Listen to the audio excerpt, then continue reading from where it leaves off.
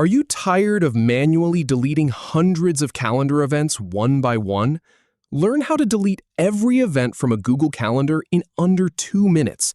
I'll show you the exact steps to permanently remove all events from any Google Calendar. Just follow along carefully. First, in the left sidebar, locate the My Calendars section, where all your calendars are listed. Then, hover over the calendar you want to clear and click the 3-dot icon for more options.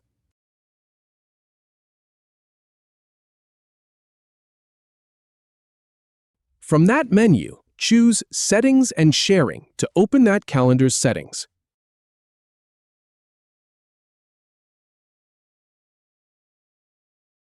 Now, scroll all the way down until you see the Delete Calendar section. Click the Delete button to begin the removal process.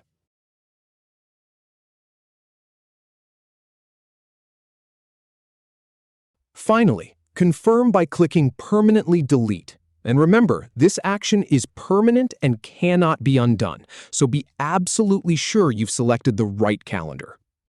If you have any feedback, or if any info is inaccurate, please leave a comment below. We'll do our best to answer or redo the video if needed. Thanks for watching.